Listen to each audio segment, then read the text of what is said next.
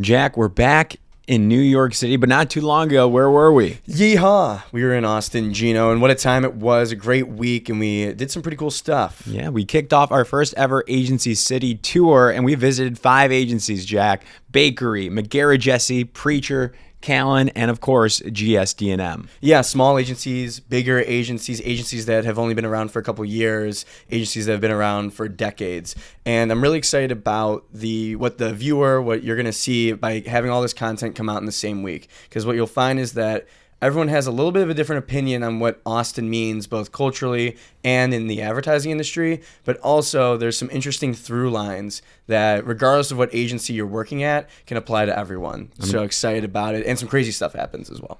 Yeah, let's figure out what it's like to work in advertising in Austin. Kick it, Ellie.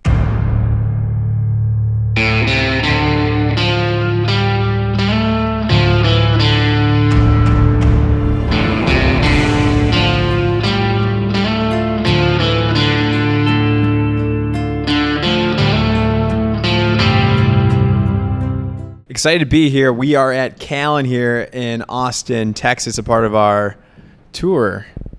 Hello. Welcome to Austin. What is that noise? Yeah, what is Can that you hear noise? that? You'll find out in time. Okay. I'm a little afraid the roof might collapse, but Oh, no, this is a beautiful space here. So we've been looking at a couple different agencies here in Austin, answering 2 questions. What is it like to work in advertising within Austin? And then what is it like to work specifically here at CALLEN? So that's what we have to find out this episode. But first things first, some introductions. I'm Gino, co-founder of Break Entry Media. Jack. Craig Allen. David Terry. David, you have a great podcast voice. I'd like to start there. That was incredible what you just did with that mic right now. Have you ever considered being a voiceover artist? I have been asked to be a voiceover artist. And did you accept? No, I didn't. Could you get down and do some bass notes? What's your range like? Can you go low to high? I cannot do high. I can only do low. Ooh. Okay. Whoa. Yeah, that's awesome. That's awesome. What are your guys' roles here at CALLEN? I am a chief creative officer and / founder. That's right. And I am chief strength officer. / voiceover extraordinaire. Yeah, that's bad. Wait, chief strength officer. Did you say strength? I did say strength. So is that strategy? What is strength in this scenario? The reason behind it is it starts with Jess Muncie, who decided that she didn't want to be a chief growth officer. She decided that she wanted to be a chief opportunity officer. And when I saw that she had done that, I said, well, I want my own title. And when I came in, of course, the role was to be a chief strategy officer. But I've already done that at 2 other agencies. Did that at BBH USA. And I did that at Whiten & Kennedy in Portland. And I just don't like repeating myself. So I thought about, what do I want this job to be? And I have to admit, and actually one of my bosses, Emma Cookson, once told me that what I do is not really strategy. And I kind of took offense at that when she said that, because I had the title of chief strategy officer. And I asked her, I said, you got to explain to me what you mean by that, because that sounds like an insult. And she said, well, strategy is about boxes and circles and arrows and frameworks and all that kind of stuff, and you just reject it. You've always hated that. You don't do that. And I was like, oh, you have a point there. And I do. I would say that I don't have a particularly fond attitude towards strategy. I detest. Yes, I detest strategy, and I really detest it when it tries to make itself the hero of the show. And I don't like people posting about it. I don't like posting about it. I don't like talking about it. I have more of like a CIA attitude towards strategy. I want it to be felt, not seen. And I want it to be behind the works. I want it to be super smart, but I don't want it to be a politician. I don't want it to be out front. And what I want it to do, and the main point of it is, I just thought about, like, what is the point of strategy? And the point of strategy is to get to the top of the mountain. And most people sit around staring, looking at the map when they're really into strategy. And I'd rather just make brands. I would rather help brands harness their strength to do amazing things. And so the point of strategy for me is to help companies build really strong brands. And then once you have that strength, you can do anything you want. It's kind of like it's the fountain of opportunity for businesses and brands. Once you know what your strengths are and when you can harness them, you can pretty much do anything that you want. So I want to help strong brands, and I want to help brands be strong. And when strong brands are really feeling their oats, they can pretty much do anything that they want. Love that. Love that. And you guys have worked together creating strong brands for how long? Him and I. Yeah. Here, we work together at Wyden as well. Give me the full picture. I don't know, 500 years? Yep. Give or take, 5? 382. But yeah, I think that, that's what I've always loved about DT. We call him DT. Got it. DT. Is DT. if when you're friends like we all are. The strategy portion of the deck is always at the beginning that everybody, you feel like you have to have in there, and everybody's, a lot of times you're just waiting to get to the work, and sometimes you can see that on clients' faces as well. And I feel like him being allergic to that and us being allergic to that is a good mix. And he's the kind of strategist that will go into a room for 2 weeks and go crazy, and we'll hang up 500 pages on a wall, and he'll come in and look at them and read them and then point to one and be like, this is your only real point. And we're like, 1, how dare you? 2, you're right. I like that. And so you guys work together at Wyden in Portland, and I'm sure other cities across the U.S. here. What brought CALLEN to Austin, and why this specific location is my question? That's probably my fault entirely. 100%. I went to school here at the University of Texas. I met my wife here freshman year at University of Texas. She never wanted to leave in the first place. I drug her to New York for 5 years. I thought I was going for 6 months and I would be fired immediately after an internship at Chiat Day, New York. Ended up living there for 5 years. Then moved to Portland, another place where I never thought I would live in my life. And I thought we would give it a year. That was the agreement. Let's go there. Let's give it a year. I stayed for 10 years. So this is my 3rd job in advertising. And she always wanted to be back in Austin, and we did too. And I think that for me, UT is here. Yep. I grew up in Texas, North Texas, and outside of Dallas in a little town called Grand Prairie, Texas. And we wanted to have kids. We had, both of our kids were born in Portland. We call them rain babies. And Rabies. rain babies. What'd you Not say, Jack? rabies. Rain babies, if you combine the 2 words, would be rabies. Rabies. That's just the That's fact. why we keep them in cages. Yeah. I got you, CA. Yeah, there you go. Yeah, you like that one? And, but yeah, Yeah. I grew up playing in yards and like riding bikes and all that stuff. And it felt like we wanted to raise kids in Texas. But most importantly, there's a giant university just a couple blocks that way with 50,000 kids at it, all pretty smart. It's really hard to get in there. I would not be able to get in these days if I applied. Mm-hmm. But the crazy thing is, if we need anything we need to accomplish, we can go down the street and you have hungry kids that are not jaded. They don't know the advertising profession and they just want to make cool stuff. So you need an engineer. I have connections to that school. You need a camera. You need a crew. There's an RTF school over there. An extension cord? And we haven't found any extension cords yet, but there's got to be some there. I wasn't. I would just like to add that I hot was topic. enrolled at University of Texas for 2 semesters. Were you really? How did that go?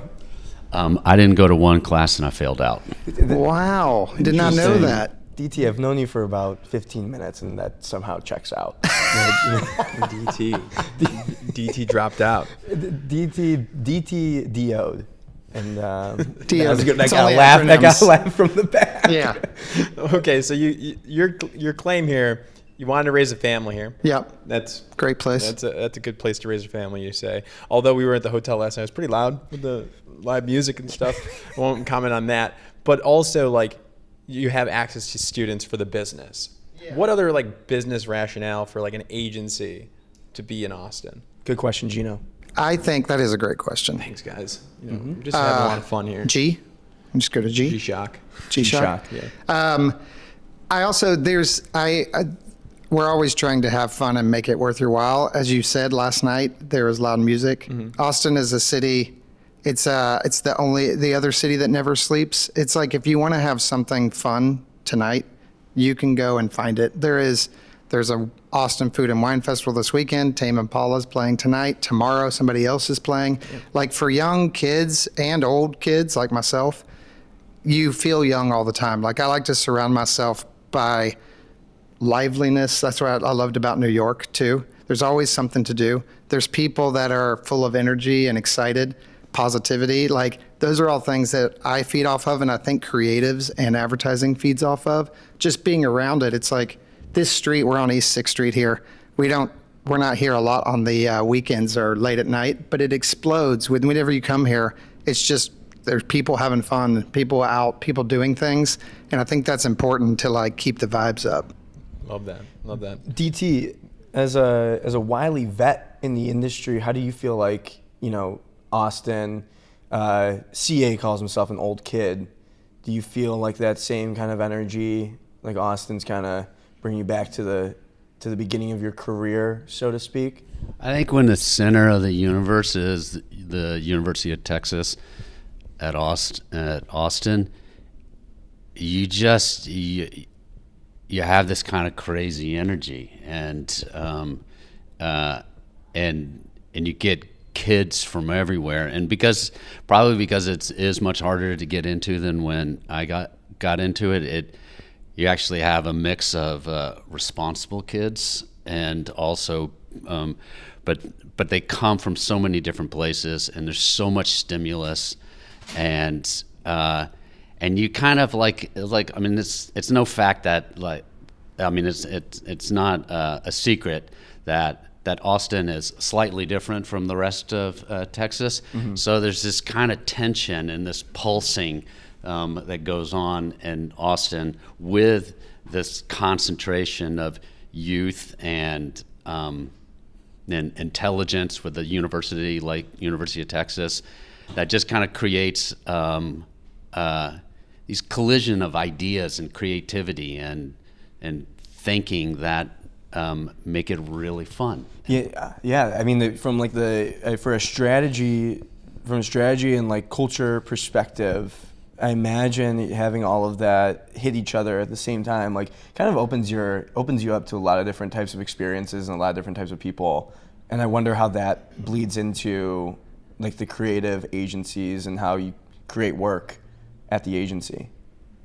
I don't know who would have a good answer for that. That wasn't even really a question. That was just an observation. It was a great statement, I think. Yeah, Thank you. Good, super observation. Do you mean that? Yeah, it sounds really smart. But I do think, I think Austin attracts a certain type of people. It is like the bubble inside of Texas, and I think those are the kind of people we want to work with and be around. Like, that you're at work a lot, and you got to love the people you're around, and I think when you walk outside and you see all the crazy stuff that's here, it feeds the mind, and I think it's fun to be around, and that's the best. That's the way to live. I mean, it's kind of a cliche strategy, but it works in the sense of like when Man United was so good and they had David Beckham on there, they had all of these superstars, and the manager of the team, it was like his big problem was like, how am I going to get these guys to work together?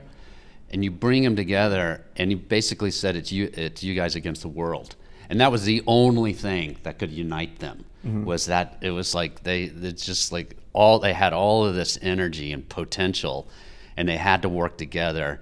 And when they just saw themselves as like having this tension against, we're going to beat everyone in the world, and they won all 3 championships. It was like amazing. It's like there's that sense in Austin where it's like when you have this feeling of it's us against the world. And I'm not saying that's what it is here, but when you have that level of tension and you can push off against so many different things, it creates this electricity. It creates this friction, and I do remember 6 or 7 or maybe even 10 years ago, it's like coming out of Silicon Valley, there was this mantra. I think Zuckerberg talked about it a lot, but it was like creating a friction-free world, taking the friction out of business because friction creates costs. And I hated that idea. I was like, if there's no friction, there's no heat. And if there's no heat, there's no traction. And if there's no traction, nothing takes off. Nothing gets anyone's attention. This would be the worst possible thing for an advertising agency to do. It was like our job is to, sure, as a business, you can take the friction out of the business, but do not take the friction out of the brand. Because the brand needs heat, it needs traction, it needs collision, it needs things to grip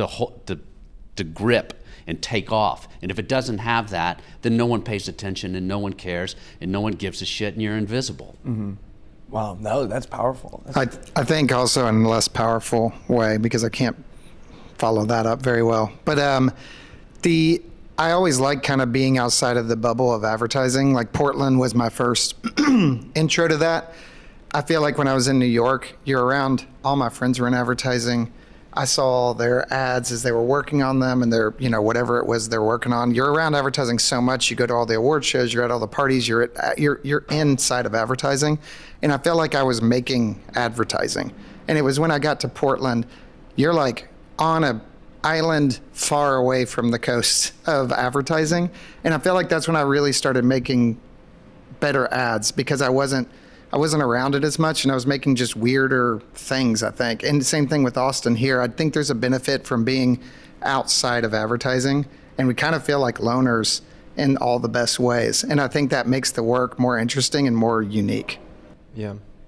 Being in, but although you guys are getting some good chops here, we are. Yeah, it's been growing, which is great. Stack up, which is also a good benefit too. But I'm just curious then, from, if you had to describe, are you into superheroes? Do you have children? Okay.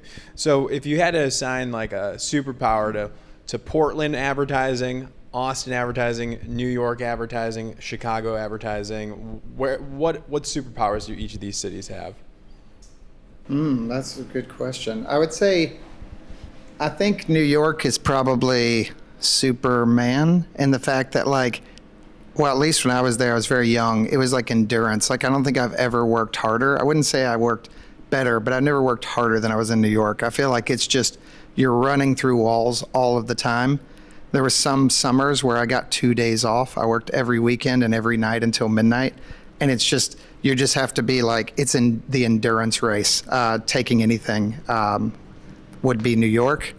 Portland's superpower as an advertising center, and I don't know if this is still true, so I can only speak to when I was there at White and Kin. Its superpower was it was the place where you went where you either couldn't get a job in advertising anywhere, or you got fired from a job in advertising and no one else would take you, or you had no idea really what an advertising job was. And so it was a bit like the last stop on the advertising circuit, and there was something in the water in Portland that when you were outside of the advertising world, you could start to do amazing work that would change the advertising world. And it had this way of taking the misfits in the world of advertising and turning them into these iconoclasts. Yeah, invisibility, gotta be. People didn't pay attention to Portland. Maybe Batman working alone at night. Where's Rachel? Yeah. That was pretty good, Jay. Where's good. Nike? He's like already hurting. His voice is hurting. Austin, I would say probably some kind of shapeshifter with eccentric. I was going to say Deadpool because he's such a weirdo. And, I think there's something, we feel like weirdos here. I mean, keep Austin weird. There's a lot of weird things that happen, even though the city's growing up in big, giant ways. But I think, like, being able to morph into something completely different and then morph something completely different again. And in New York, I feel like I know what advertising's supposed to be, and I was trying really hard to be an advertiser. Here, I'm trying to be everything but an advertiser. And we just we're doing experiential stuff, and then we're doing TV, and then we're doing our own productions. We're making a mustard. I just like the idea of, it's like being able to shift shape and go behind a door and pop up as something new or become a sledgehammer or whatever it may be. Yeah, that's a great point. And I definitely want to get now into CALLEN specifically. So when did you guys launch, and like what was the vision when you first launched? Are we still on track with that vision too? Yeah, so we launched in 2017. I would say the vision has changed. Again, I probably learned a little bit from Wyden and the slime mold. I love the idea that I keep telling everybody, we don't have to think too much about what we want to be, because that allows us to change tomorrow into something completely different as we see fit. I started this as I was going to be a director. I was kind of at at Wyden. It kind of run its course. I'd been there for 10 years. I felt like I needed to shake it up. I thought about being a director. I talked with a couple of production companies and was going to join on. I joined the DGA to be a director, which is harder than you'd think and maybe a detriment at this point for me. But we were going to be a production studio. Like, we'll concept things, because to me, I love making things more than anything else. I love coming up with ideas, but the production part of it is like my favorite part. So I was like, we'll be the one-stop shop where we can think of stuff. We'll write the things. We'll go shoot them ourselves. I can direct it. So I built my team around me to be just a full-fledged production studio that can do advertising.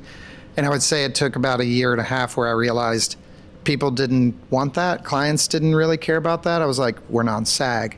We can make things ourselves. They're like, yeah, cool. Can you make us Old Spice? And I'm like, well, yeah, but I mean, do you hear? We can do all these things, and we're set up to film stuff ourselves and all these things. They're like, yeah, cool. Will you make us Old Spice?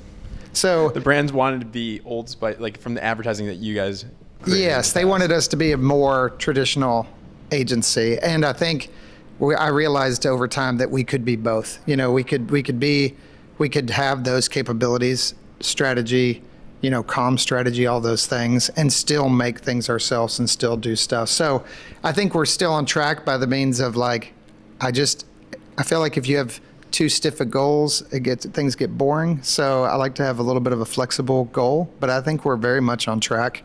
We're making probably the best work we've ever had in the last year, I'd say 2 years from now. And we're making our own stuff. That was always the goal, to be our own bosses.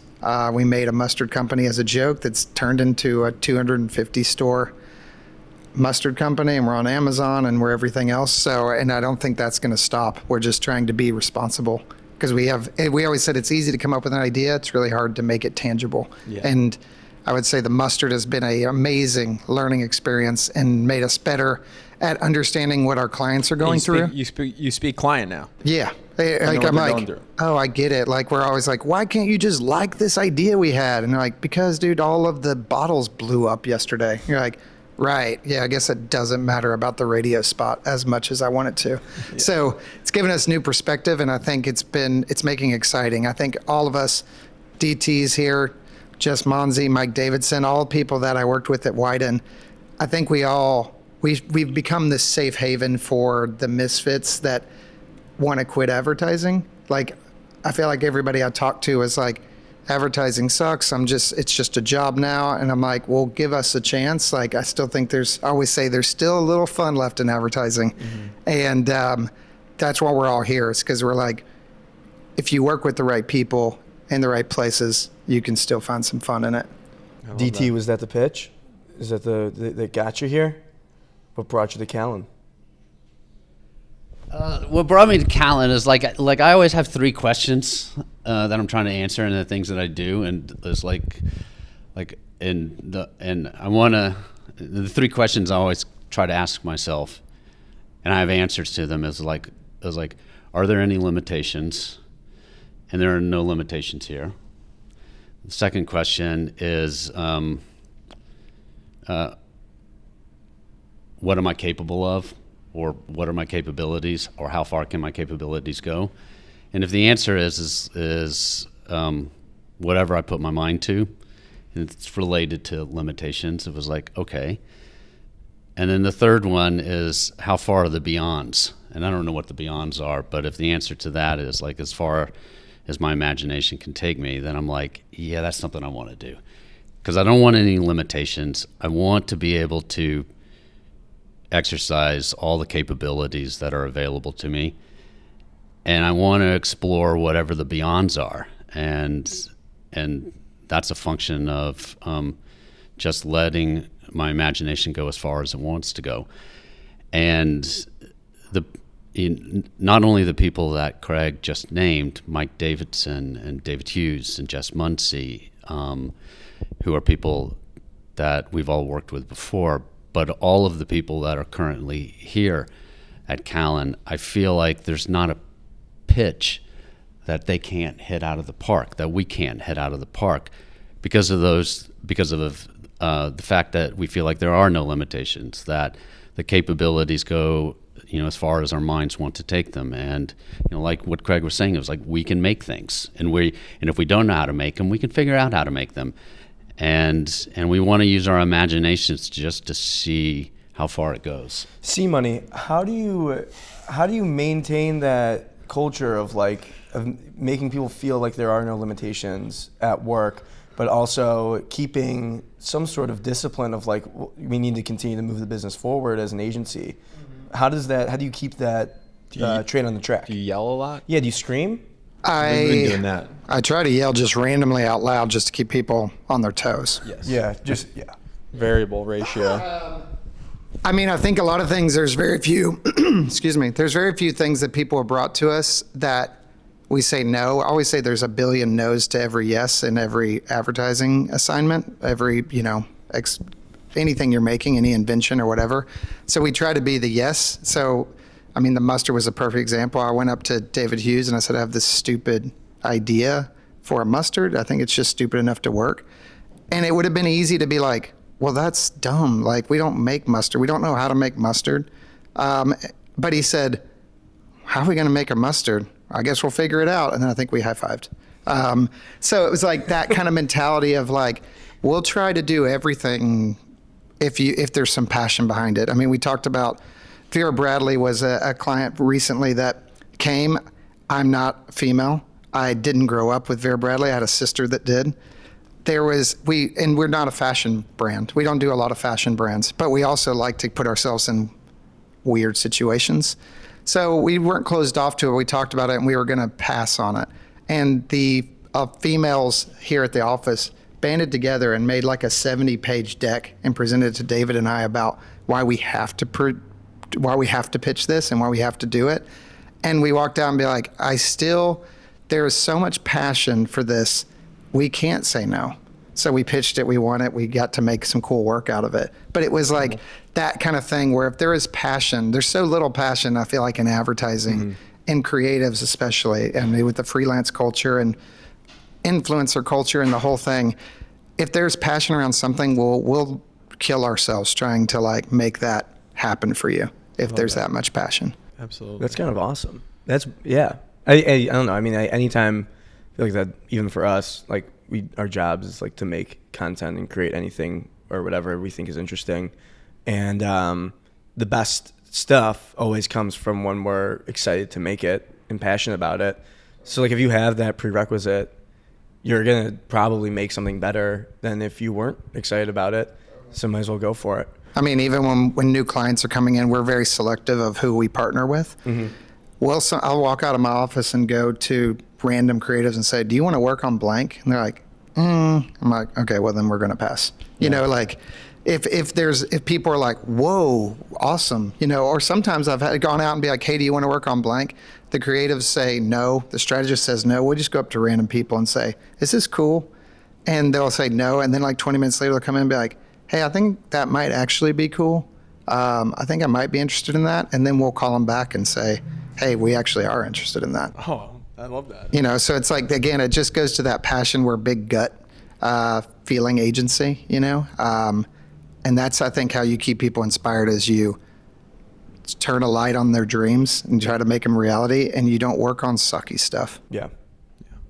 We so every episode across these agencies, I'm asking to close out with 5 consistent questions to see how people answer. So I'm going to run through those 5. Whoever wants to answer, go ahead. But first one is, what's it like working in advertising in Austin right now? I'll do that one, DT. Yeah, you go ahead. I think it is exciting. I think we have a great community here that's young, a lot of young agencies, and even the old agencies like GSD&M, McGarrett Jesse. We're all friends. We're all very friendly. I go to the GSD&M tailgate before every UT football game, to the point where most people think I work there. And they were fine with it. Craig, we've heard that you popping up at some other parties as well. The preacher. Yeah, you've been popping in the other agency parties. Yeah. I don't get why we wouldn't support each other. I mean, Rob Baird comes to our South by Southwest party, you know, at GSD&M. We invite everybody, and you actually come. I think that in New York, it was so competitive. It would be like, we'd never go to the BBDO things if we were at Chiat. Like, Oh yeah, that'd be nuts. no, that'd be stupid. But here, it's like, it's a little more friendly. So I think it's an exciting time. We support each other. We don't often steal from each other, which is also nice, clients or talent. And I think that, again, the city, it just seems like it's hitting its stride where, you know, in October alone, it was ACL for 2 weeks. Then it was UT football games. Then it was F1. Then there's an Austin Food and Wine Festival. And it feels like the city's hitting its stride. And I think Austin agencies are hitting their stride, where it just feels like a really exciting time to be a part of it. Love that. The next one, I want to, like, what's the rules on like hiring and stuff like that? Because it is kind of a smaller market, so you can't like make an offer from another person's agency. If they leave, they can come to you. How does that work? Was it rules of engagement? What's the Rules of etiquette? engagement? I don't think there's any established rules. I think we just try not to be jerks to each other. So, I mean, if I can help it, we don't poach from them. You know, like sometimes we'll get recruiters that'll say, hey, there's somebody over here. Now, if it's somebody that is like, I'm leaving no matter what, or if somebody wants to move or whatever it is, they just need to change a pace. Like if we have a certain person that's like, I'm burnt out, I just feel like I need a change, I would definitely call them. I'd rather them stay in Austin than lose them to somewhere else. Yeah. So, yeah, It there's makes no it a little easier rules. when like people want to move to Austin. Yeah. Yeah. Like if a hot if spot. yeah, if no one wanted to move here, then you may have a problem with poaching locally. Yeah. But there's a Will lot come of in, talent, yeah. and you mentioned Austin. I might like that. Yeah. And clients are like, hey, we'd really like to come to Austin and eat barbecue and go get some tacos. So it's like, Yeah. it's really easy to entertain. And when people come here, they usually have a pretty good time. Yeah. How would you describe what it's like to work at CALLEN? Imagine Let's go. I'm closing my eyes. Imagine 10 years after you went to your favorite camp and you got to spend a summer with your favorite camp counselors, and then you meet them up on the street, and now you have the opportunity to go out and party with them and get drunk. And so you bring all of that childhood innocence and positivity and just excitement for the day when you're a child, and you bring that to a kind of a slightly older body that likes to party. And DT, I got a crazy image in my brain. and That is it's so it is I'm gonna cry. it is like showing up with your favorite camp counselors and getting to misbehave with them. Yes. That is DT, awesome. I'm gonna be honest, you got me fired up. Got me fired up. You Got me fired up. I like that a You know, lot. as the kids say, I'm chopped and unk, and so You're a chop dunk. Chopped unk.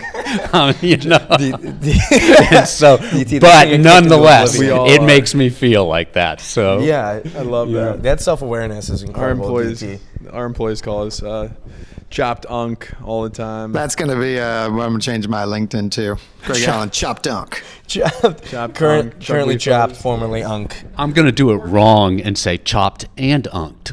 Yeah. Unked.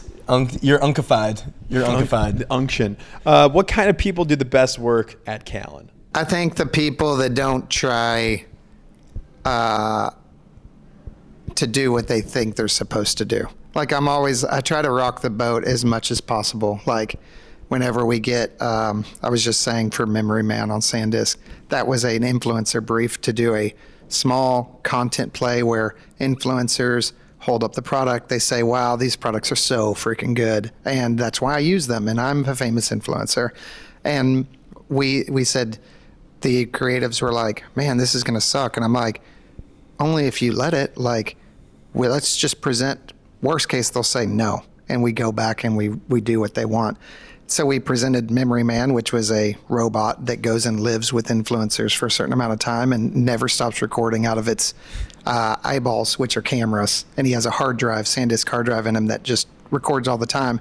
And it accomplished the same thing.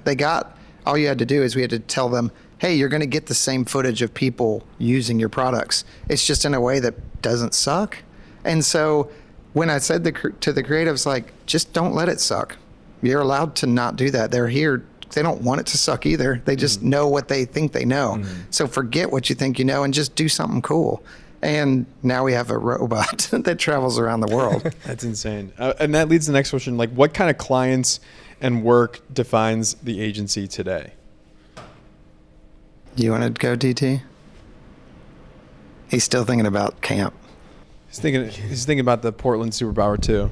Portland Superpower, it's an Etch-a-Sketch. Oh, okay. There we go.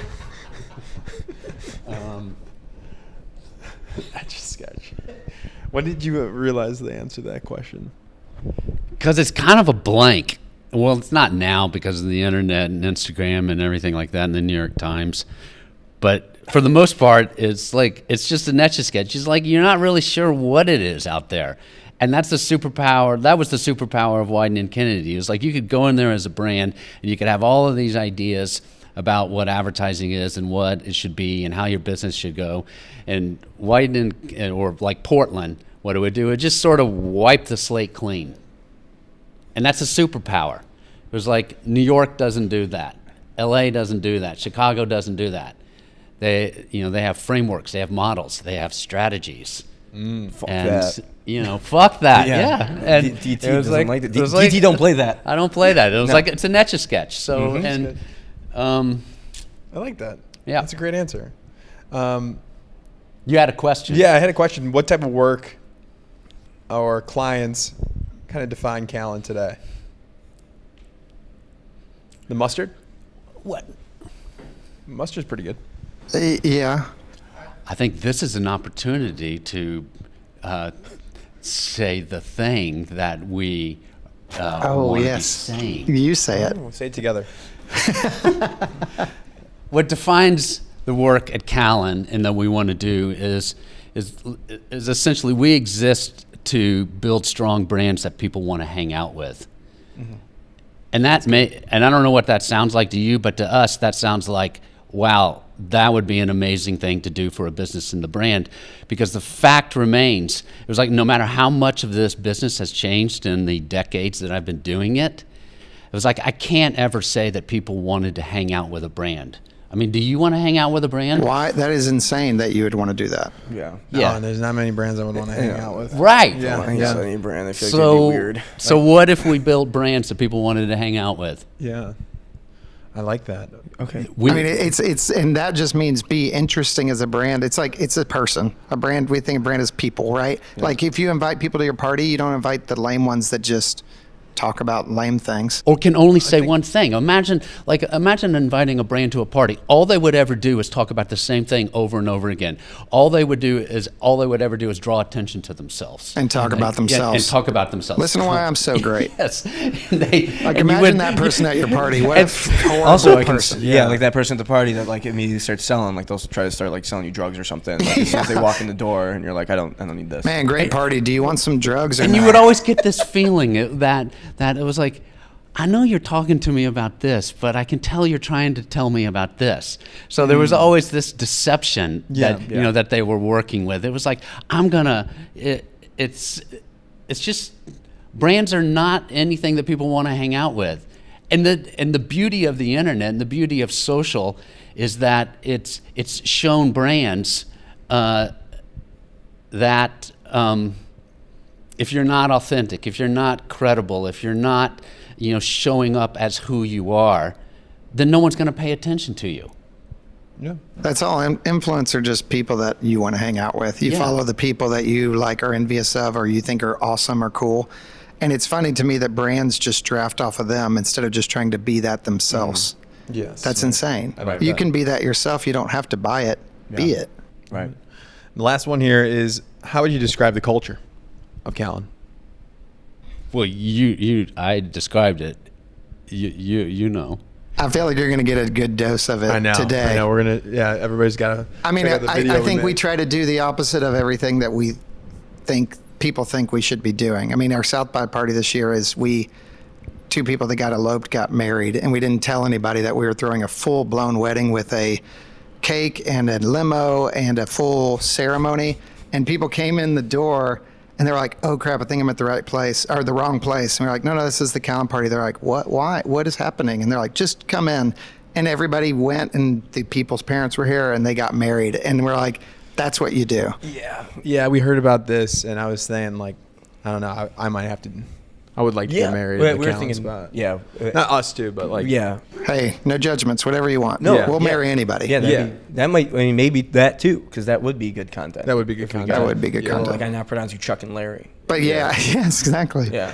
But I think it's like we try to keep it, people quit agencies and jobs when it gets predictable and boring. Yeah. So every day, as simple as that sounds, we just try to keep it fresh. Like we had, for instance, last week, a girl here named Anna Wesley. She came up with an idea for the summer. She was like, she's like, "I know what you want to do is random weird crap all the time." And I said, "Correct." She's like, "Would you mind if I came up with random things we could do out the summer that we don't tell anybody about and we just surprise them with?" And I was like, "I love that."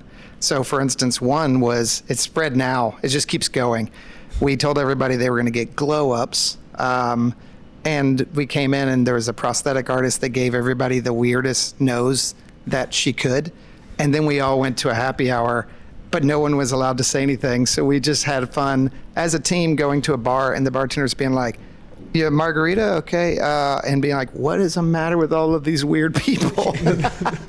The noses were just like. Yeah, like mine was like real point. It looked like I had run into a wall and was like a little crooked, and somebody had like a long witch nose, and like it was like every just different kinds of noses. And then people were like, "I thought we were gonna get like pedicures." And we're like, "Of course not here. We're gonna get noses." Well, I'm curious. Well, it almost feels like if everything is unexpected, then it's all expected. So, thought for you. Here's an idea. Yeah. You just Philosophy. if you want to keep people on their toes, you start implementing like rigid schedules, Timesheet. timesheets, trackers. Wait a second. We eat lunch from Cubicles. noon to 1 or else. That's why I look like business. yeah, exactly. I told him he had to dress like that so people would respect him.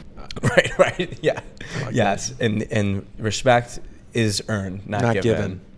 And that is Break Entering Media's podcast with Callen. Ooh. Thank you Yeah. guys so much. We're going to go check Silky out smooth. some debauchery, 80s debauchery. Is that the theme for today? I don't know. There's a theme. It's just kind of a bunch of random crap. Bunch of random crap. Just a shitload of different shit. shit. There you go. Yeah. Wait, one more. That's our 3, tagline. 2, 1. Just Just a a shitload shitload of of different shit. Ah. Thank you all so much. Appreciate Nicely it. done. Thanks for coming, guys. Thank you. Tacos. I heard they're good here, these tacos. We have good tacos. Come on.